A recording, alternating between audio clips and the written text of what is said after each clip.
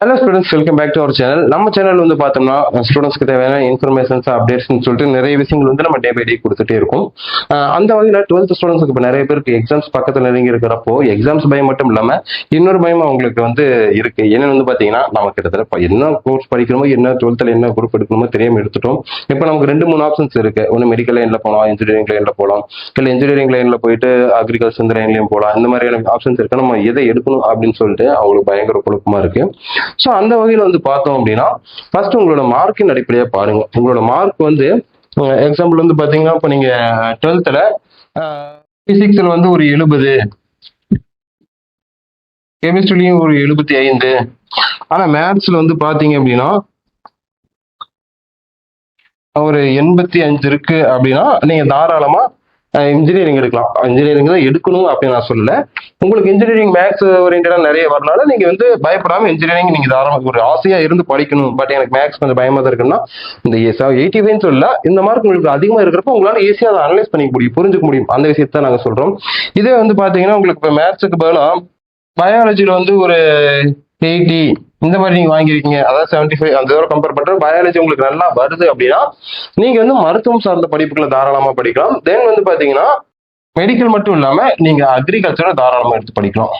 ஏன்னா இப்போ அக்ரிகல்ச்சர் வந்து ஃபியூச்சர்ல எப்பயுமே நம்ம உணவு தேவைகள் வந்து தமிழ்நாட்டில் மட்டும் இல்லை, இந்தியாவில் மட்டும் இல்லை, உலகத்துல எல்லா இடத்துலயுமே இருந்துகிட்டே தான் இருக்கு. நாளுக்கு நாள் வந்து மக்கள் தொகை பெருக்கிறப்போ நம்ம உணவு உற்பத்தி பண்றதுலயும் வந்து பாத்தீங்கன்னா அதிக கவனம் செலுத்துறோம். ஸோ அதனால அந்த துறைகள்ல வந்து பாத்தீங்கன்னா ஃபுட் இண்டஸ்ட்ரீஸா இருக்கட்டும், இல்லை இந்த உரம் பூச்சிக்கொல்லி மருந்து மாதிரியான அந்த ஆக்ரோ இண்டஸ்ட்ரீஸா இருக்கட்டும், தென் வந்து பாத்தீங்கன்னா ஒரு பயிரை வந்து நம்ம சாகுபடி பண்ணி அதை அறுவடை பண்ற அந்த மாதிரியான இது இருக்கட்டும், விவசாயம் சம்பந்தப்பட்ட எல்லா விஷயத்திலுமே பாத்தீங்கன்னா எல்லா துறைகளிலுமே வந்து பாத்தீங்க அப்படின்னா ஒரு நல்ல ஸ்கோப் இருக்கு.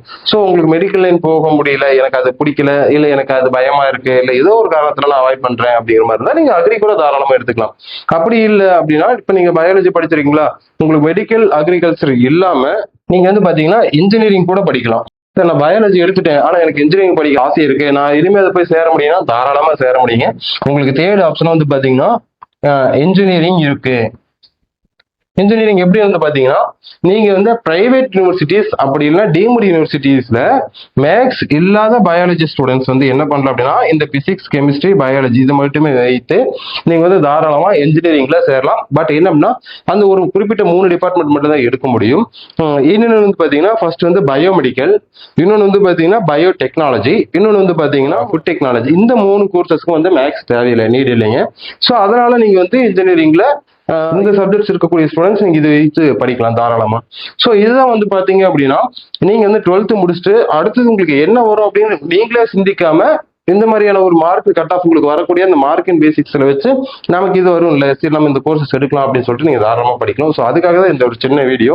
ஏன்னா கன்ஃபியூஸ் ஆகாதீங்க. நீங்க கன்ஃபியூஸ் ஆனாலே அடுத்து நீங்க வரக்கூடிய அந்த ஒரு எக்ஸாம்ஸ் வந்து பாத்தீங்க அப்படின்னா ஸ்கோர் பண்றது வந்து ஒரு சின்ன கவன சிதறல் பட்டா கூட ஒரு மார்க் அப்படிங்கிறது வந்து உங்களுக்கு கட் ஆஃப் ஆனதுல எவ்வளவு பேக்ல தள்ளி போகும். ஏன்னா கிட்டத்தட்ட 12 லட்சம் மாணவர்கள் வந்து பாத்தீங்கன்னா 12th எக்ஸாம்ஸ் எழுதுறாங்க. ஸோ அந்த மாதிரியான டயத்துல அதிகப்படியான மாணவர்கள் வந்து பாத்தீங்கன்னா 12th எக்ஸாம்ஸ் எழுதுறாங்க. ஸோ உங்களுக்கு ஒரு 0.5 மார்க் அப்படிங்கிறது கூட எத்தனை பேருக்கு பின்னாடி உங்களை வந்து நீங்க நினைச்ச கோர்ஸ் எடுக்க விடாம நினைக்கிற காலேஜஸ் எடுக்க விடாம பண்ணும் அப்படிங்கிறது வந்து உங்களுக்கு தெரியாது. ஸோ அதனாலதான் இந்த சின்ன வீடியோ. உங்களுக்கு ஃபர்ஸ்ட் நீங்க மார்க் அதிகம் எடுக்கிறதுல பாருங்க, அதுல கவனம் செலுத்துங்க. அதுல மார்க் வந்த பிறகு இந்த துறைகளை நம்ம என்ன எடுத்து படிக்கலாம் அப்படிங்கறத கூட நீங்க முடிவு பண்ணிட்டு காலேஜஸ் செலக்ட் பண்ணுங்க. அது உங்களுடைய 12th இருக்கக்கூடிய குரூப்பும் தென் நீங்க வாங்கக்கூடிய மதிப்பெண்களையும் வைத்து தாராளமா பார்த்துக்கலாம். இதை பத்தி டீட்டெயில்ஸ் உங்களுக்கு வேணும், சார் என்னோட மார்க் இவ்வளவு வருது, எனக்கு எந்த துறையை தேர்ந்தெடுக்கணும்னு எனக்கு கொஞ்சம் டவுட்டா இருக்கு, இல்ல நான் இந்த துறையை முடிவு பண்ணிட்டேன், இதுல வந்து என்ன காலேஜ் எடுக்கிறது எங்களுக்கு டவுட்டா இருக்கு, ஏன் கட் ஆஃப் இந்த கல்லூரி கிடைக்கும் அப்படின்னு சொல்லிட்டு உங்களுக்கு எந்த டவுட்டா இருந்தாலும் ஸ்கிரீன்ல நம்பர் கால் பண்ணுங்க, நாங்க உங்களுக்கு கைட் பண்றோம். தேங்க்ஸ் ஃபார் வாட்சிங் ஸ்டூடெண்ட்ஸ்.